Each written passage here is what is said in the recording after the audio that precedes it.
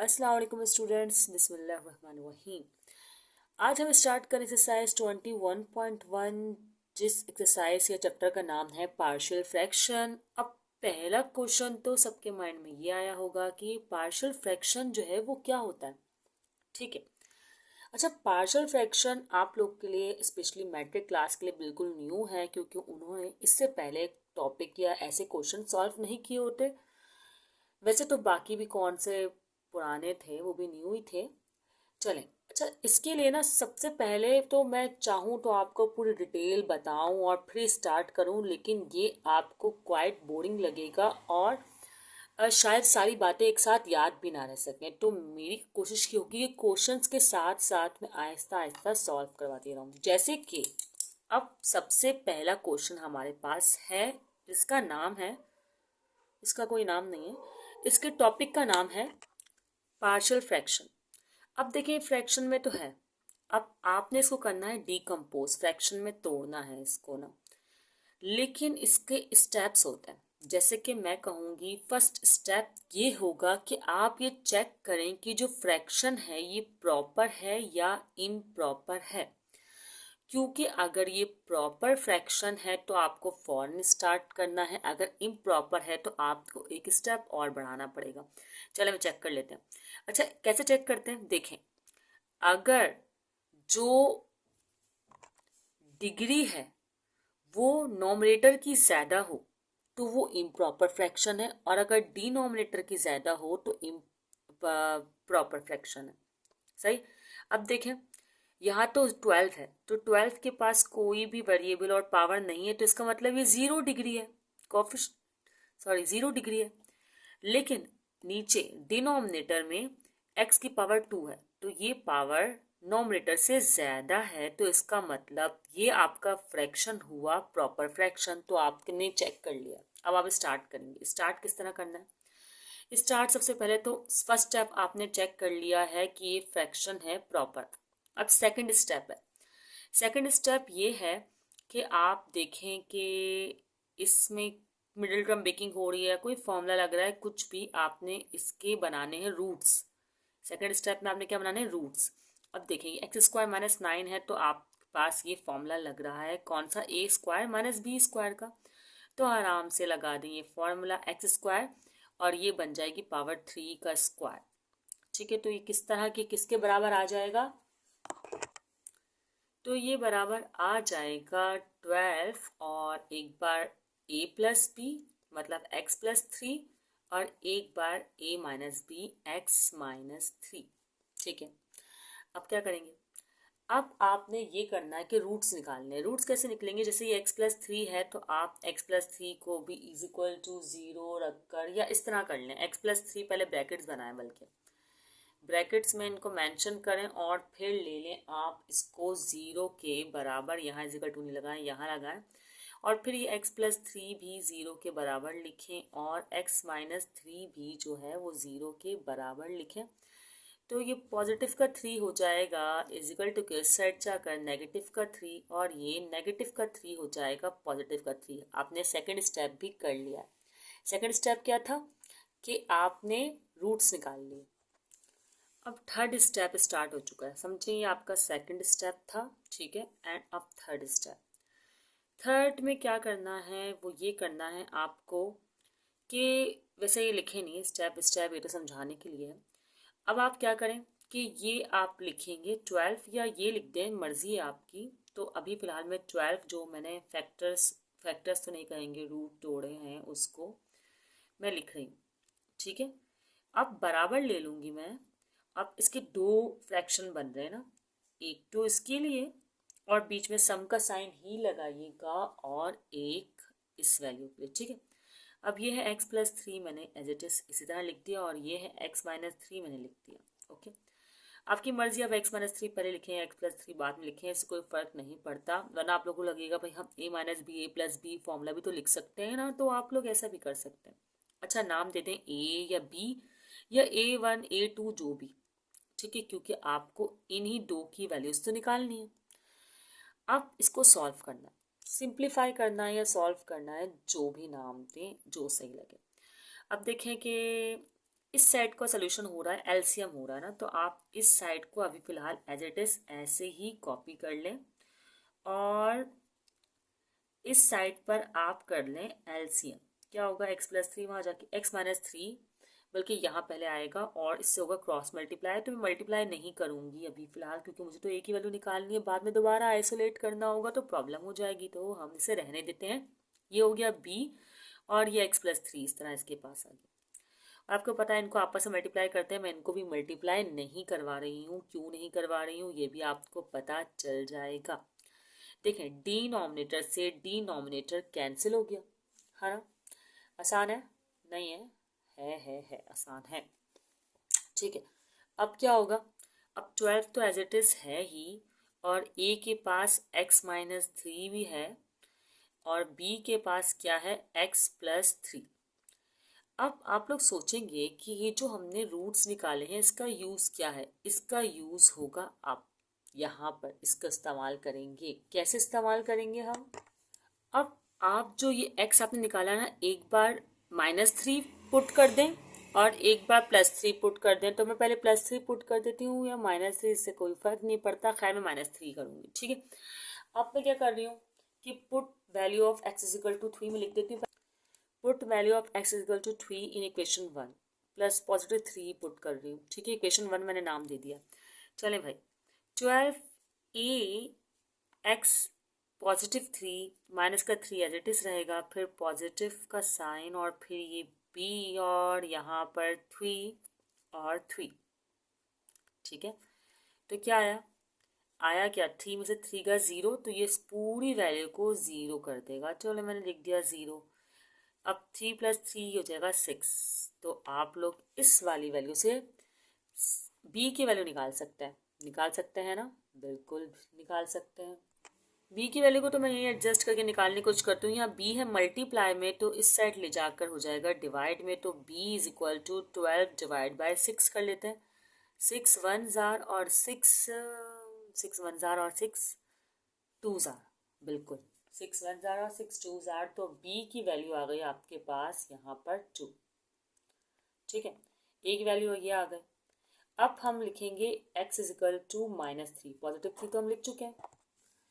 अब क्या करेंगे, अब हम ये करेंगे कि x is equal to minus three लेंगे वैल्यू में। अब फॉर्मूला क्या था हमारे पास, 12 लिखा हुआ था वहाँ पर और a था, और अब हमें लेना है माइनस थ्री, तो माइनस थ्री और माइनस थ्री। ठीक है, उसके अलावा क्या था, प्लस, फिर b है और फिर x की जगह में माइनस थ्री पुट कर रही हूँ तो प्लस थ्री, इस तरह। अब इस बार ये कैंसिल होगा, तो माइनस माइनस प्लस, तो ये हो जाएगा माइनस का 6 और ये 12। a की वैल्यू निकालने के लिए हमें 12 को माइनस के 6 से करना होगा डिवाइड, तो 6 वन जार 6 टू जार, तो हमारे पास आंसर आ जाएगा a is equal to minus two. अब मैंने इक्वेशन नंबर वन किसी और को कहा था, वैसे मुझे इक्वेशन नंबर वन इसे कहना चाहिए था और दूसरी जो इक्वेशन है उसे इक्वेशन नंबर टू कहना चाहिए था। खैर कोई बात नहीं। अब बिल्कुल लास्ट स्टेप, फर्स्ट स्टेप तो आपने चेक किया कि प्रॉपर फ्रैक्शन है इम्प्रॉपर फ्रैक्शन, सेकंड स्टेप में आपने रूट्स निकाले, थर्ड स्टेप में आपने पार्शियल फ्रैक्शन अप्लाई किया और फिर आपने दोनों की वैल्यूज निकाली। अब जो वैल्यूज निकाली हैं वो इस इक्वेशन में पुट कर दें। कैसे, देखिए भाई 12 तो वैसे के वैसे ही रहेगा, बल्कि मैं तो कहती हूँ 12 भी नहीं, आप जो बगैर मिडिल टर्म ब्रेकिंग वाला ना इस तरह लिखें, 12 X square minus 9 is equal to, आप a लिखें, a की वैल्यू क्या है आपके पास, माइनस टू आई है। ठीक है, और a के डिनोमिनेटर में वैल्यू क्या है, x प्लस थ्री, लिख दिया।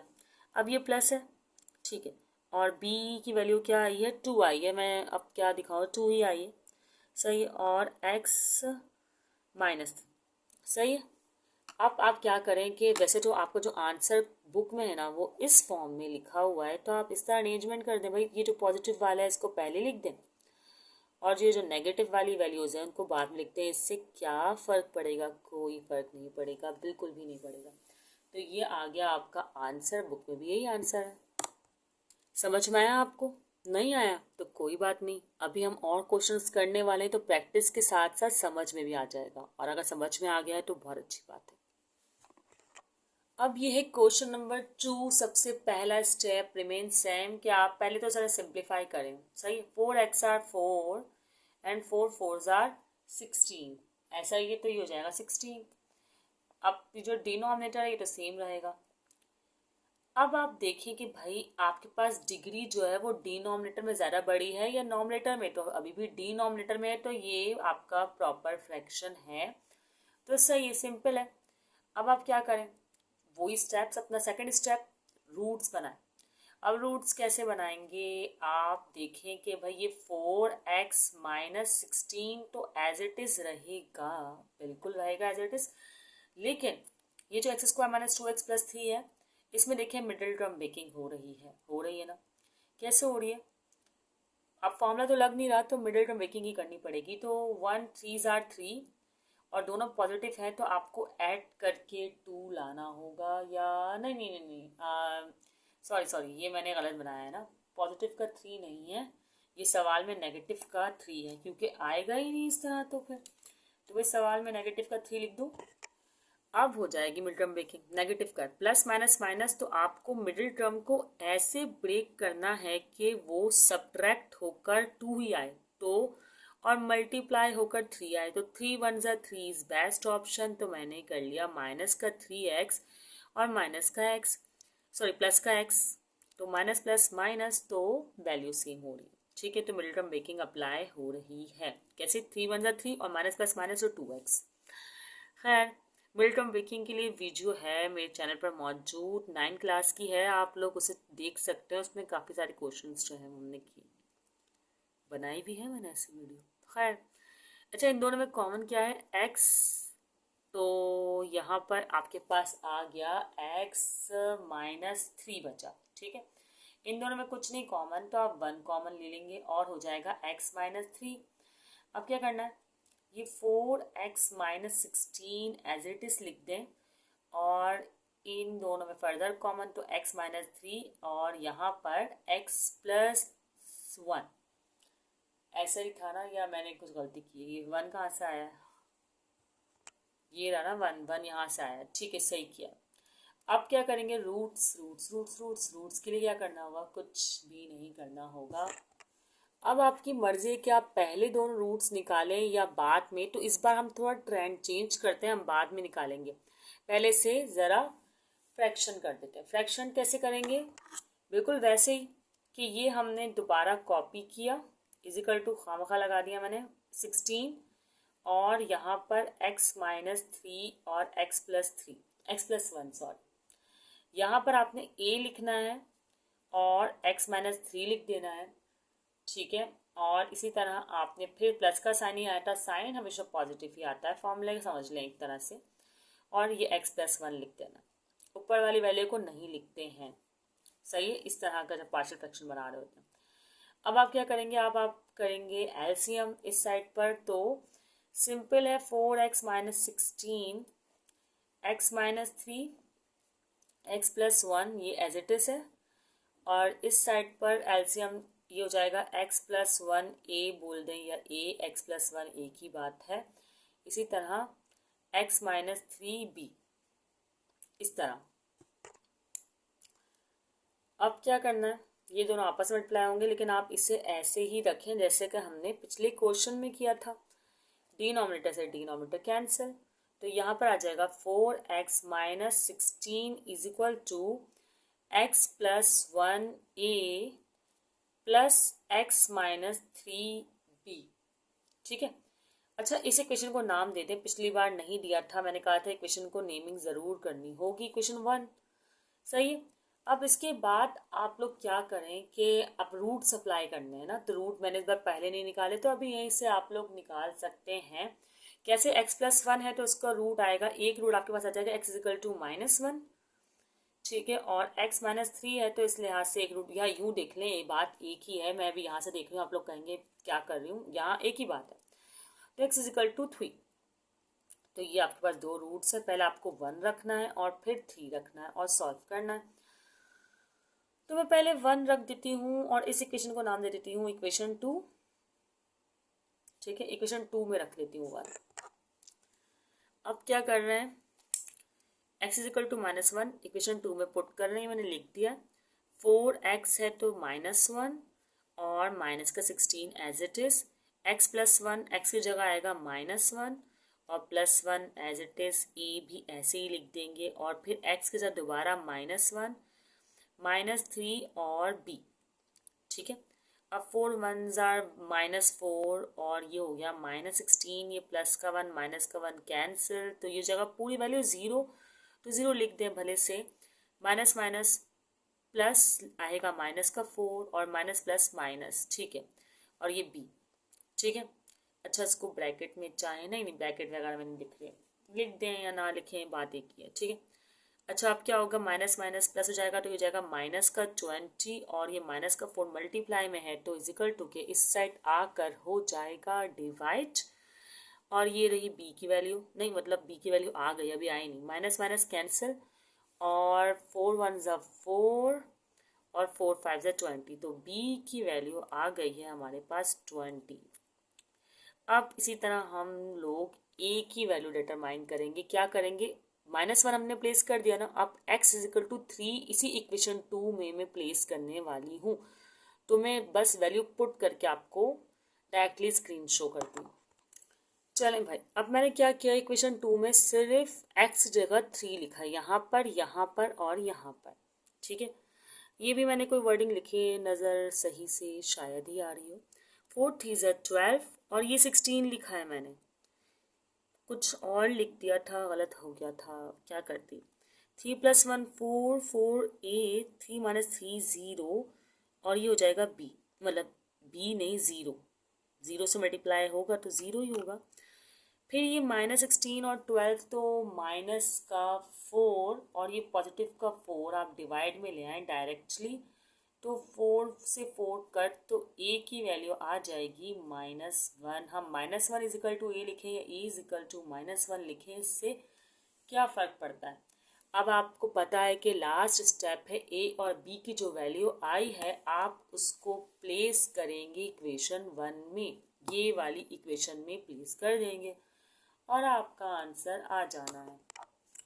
ये रही आपके सामने इक्वेशन, वर्डिंग में मेंशन कर देती हूँ। क्या है wording, put value of a and b in equation 1, a and b in equation 1।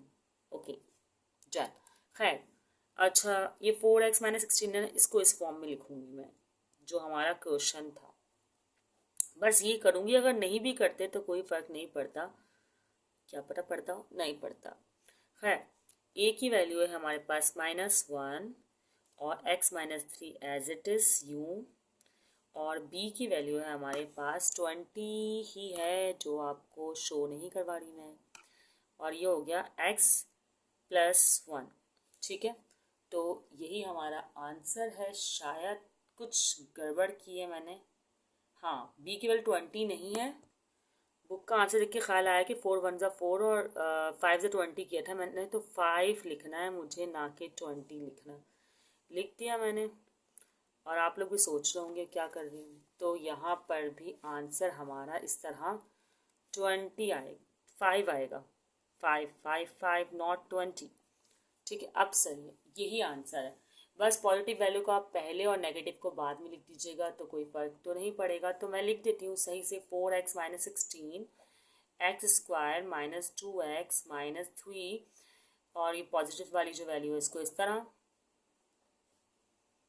Sorry हाँ नेगेटिव है ना, हाँ नेगेटिव है। ठीक है, तो ये आपके पास आंसर आ गया। सही है, पहले ही 5 आया था, बस जल्दी में जो मैंने बोला ना मैंने वही लिख दिया, जबकि आपने खुद देखा था कि मैंने कैंसिल आउट किया था। सही, और आंसर देख के तो याद आ ही गया। ये आपके पास हो गया क्वेश्चन नंबर 2, और क्वेश्चन नंबर 3 भी कर लेते हैं, वो सिंपल सा लग रहा है, उसके फैक्टर्स भी बने हुए हैं। चलिए क्वेश्चन सॉल्व करते हैं। क्वेश्चन नंबर 3, क्वेश्चन नंबर 3 में आपको पहले चेक करना होगा फ्रैक्शन प्रॉपर है या इम्प्रॉपर, तो ये फ्रैक्शन प्रॉपर है। कैसे, देखिए वैसे तो बाजार ये लग रहा है कि इसकी पावर स्क्वायर है और इसकी पावर 1, तो मतलब इसकी डिग्री जो है वो ज़्यादा है, तो ये प्रॉपर है, जबकि ऐसा नहीं है। क्यों नहीं है? देखिए ये सब मल्टीप्लाई में है, अगर x को हम मल्टीप्लाई करेंगे तो ये 3x है, x की पावर 3 बन जाएगी, तो इसका मतलब कि डिनोमिनेटर में ही डिग्री ज़्यादा है। तो इन शॉर्ट ये प्रॉपर फ्रैक्शन ही है। अब सेकंड है रूट्स निकालना, तो यहाँ पर ये काम भी हुआ है, तो बहुत अच्छी बात है। रूट्स डिस्टिंक्ट है, तो हम डायरेक्टली क्या कर सकते हैं कि इस तरह लिखकर इस पर डायरेक्टली फॉर्मूला अप्लाई कर सकते हैं। फॉर्मूला नहीं, मतलब पार्शियल फ्रैक्शन में इसको ब्रेक कर सकते हैं। कैसे? बिल्कुल वैसे ही जैसा कि हमने पिछले क्वेश्चन में किया। यहाँ पर 3 रूट्स हैं इसके, 0 1 0 1 2, ऐसा ही कुछ लग रहा है ना? हाँ ऐसा ही है। कैसे भाई? देखें, पहले मैं आपको बता देती हूँ। पहले हम a लिखेंगे, एक नीचे ये x, ठीक है, और b लिखेंगे, b के साथ ही x-2। अब आप लोग सोच रहे होंगे भाई ये तो c लिख सकते हैं क्या? बिल्कुल लिख सकते हैं कि भाई इस बार c भी आ जाएगा हमारे पास, जो कि हो जाएगा x-1, ठीक है। अच्छा, अब क्या करना है आपको? अब सबसे पहले जैसा हमने प्रीवियस क्वेश्चंस में किया है कि इसको जो टेढ़ा लिखा है इसको इग्नोर करना है, स्ट्रेट लिखेंगे हम, और आपने इसका करना है एलसीएम। तो एलसीएम करते हुए हमें ये ध्यान रखना है कि ये वाली साइड तो एज इट इज कॉपी हो जाएगी, ठीक है। अब मैं स्ट्रेट लिख रही हूँ बिल्कुल, और इस वाली साइड पर एलसीएम करेंगे। अब एलसीएम कैसे होगा? देखिए इसके पास x है, ये दोनों नहीं है, तो a के पास आ जाएंगे दोनों, x-2 x-1, इस तरह, ठीक है। अब b के पास x-2 है, तो ये नहीं लिखेंगे, x और x-1 लिखेंगे, मतलब x और x-1 लिखेंगे। इस तरह एलसीएम होता है भाई। अब प्लस c के पास x-1 है, तो x-2 और x लिखेंगे, मतलब कि c x और x-2, सही। और डिनोमिनेटर में क्या करते हैं, तीनों को लिख देते हैं। कैसे? x x-2 और x-1, इस तरह। समझ में आ रहा होगा आप लोग को?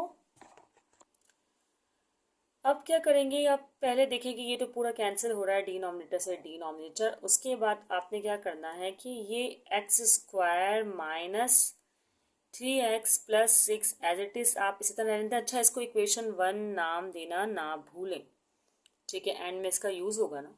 अच्छा, अब क्या करेंगे? ये x-2 और x-1 को एज इट इज रहने दें, जो हमारे पास आ गया है answer b x x-1 c x x-2, इस तरह लिख लें। अब आपको 1 बाय 1 जो ये रूट्स हम अप्लाई करने हैं, ये x है तो समझो ये 0 के बराबर है, तो x = 0 है, तो पहले आप x = 0 ही अप्लाई करते हैं। जल्दी जल्दी कर रही हूँ, पहले रूट्स निकाल भी सकती थी, लेकिन अब वैसे ही वीडियो ऑलरेडी लॉन्ग हो चुकी है, तो put x = 0 in this equation. तो आप क्या करेंगे? जहाँ जहाँ x है वहाँ 0 लिख देंगे, 0 का स्क्वायर माइनस 3x मतलब 30 प्लस 6a, और फिर ये 0 -2 और 0 -1 प्लस b, और ये 0 और 0 -1 प्लस c 0 0 -2। अच्छा, नोटिस करें कि यहाँ पर 0 है। जब भी कोई चीज़ 0 से मल्टीप्लाई होगी वो पूरी वैल्यू को 0 कर देगी, तो आप लोग यहाँ पर तो पहले से ही 0 और 0 लिख दें, ठीक है। अब रही इसकी बारी, माइनस का 2 और माइनस का 1, तो 2 1 ज़ा 2, तो ये हो जाएगा a इज इक्वल टू क्या? सिर्फ 2, माइनस माइनस प्लस का 2, 3 0 ज़ा 0, ये भी 0, तो ये 6 है, ठीक है। इस तरह आ गया, मल्टीप्लाई हो रहा है 0 से, तो 0 तो होगा ना। अब क्या होगा कि ये तो 0 होगा, छोड़ दें, ये मल्टीप्लाई में है तो 6 2 डिवाइड में आ जाएगा, इजिकल टू के इस साइड मूव हुआ है, ये 2 1 ज़ा और 2 3 ज़ा, तो ये आ गई आपके पास a की वैल्यू 3, करेक्ट। इसी तरह हमने अभी और 2 वैल्यूज निकाली। अच्छा, इसका नाम था इक्वेशन 2, जल्दी में इक्वेशन के नेमिंग करना भूल गए। अच्छा, इक्वेशन 2 इन इक्वेशन 2 इस तरह लिखेगा। अब मैं पुट कर रही हूँ, अब वैल्यू थी मेरे पास x-2, तो x = 2 पुट कर रही हूँ मैं, ठीक है ना। -2 है तो इजिकल टू के साथ जाके पॉजिटिव की 2 हो जाएगा, x = 2 इन इक्वेशन 2। ओके, चलें जल्दी से पुट कर लेती हूँ वैल्यू को। क्या हो जाएगा भाई, 2 का स्क्वायर होगा -3 और फिर 2x की जगह और 6 एज इट इज रहेगा, फिर a हमारे पास और फिर 2 -2 और यहाँ पर भी 2 -1, फिर b एज इट इज और 2 -1 हो जाएगा। x की जगह मैं 2 रख रही हूँ, सही है, जहाँ जहाँ x था वहाँ वहाँ मैं 2 रखूँगी। अब देखें c है और x है तो ये हो जाएगा 2 एंड 10, इस x की जगह भी 2 -2 और यहाँ पर बस सही है, यहीं तक की वैल्यूज है। ठीक है, अब ये 2 × 4, 3 × 6, माइनस का 6 और ये पॉजिटिव का 6, इस तरह 2 -2 तो ये हो जाएगा 0, तो ये पूरी वैल्यू 0 हो जाएगी, तो यहाँ 0, फिर 2 -1, नहीं यहाँ 0 नहीं हो रहा, ये 0 हो रहा, 2 -2 ये पूरी वैल्यू 0, तो 2 -1 1 होता है, 2 × 1, 2 × 2 सॉरी, तो यहाँ पर आएगा b और ये 2 और ये वैल्यू भी हो जाएगी 0। ठीक है, माइनस का 6 पॉजिटिव 6 कैंसिल, 4 b और 2 तो 2 1s आर और 2 2s आर, तो b की वैल्यू हमारे पास आ जाएगी 2। अब रही c की वैल्यू, अब x = 1 पुट करना, तो जहाँ जहाँ 2 मैंने लिखा था मैं वहाँ वहाँ 1 लिख रही हूँ। ठीक है, और कुछ नहीं कर रही। a है तो अब आएगा 1 - 2, सही, और यहाँ पर भी 1 - 1, इस तरह b है 1 और यहाँ पर 1 - 1, c है 1 और 1 - 1। ठीक है, तो ये 0 हो जाएगा और ये भी 0 हो जाएगा, तो a और c 0 हो जाएगा, है a और c 0 हो रहा है। कुछ मिस्टेक है, सॉरी यहाँ 2 है, यहाँ पर 2 है ना, तो ये 2 है, 1 नहीं है, ये 2 है, मैंने गलती से लिखा है।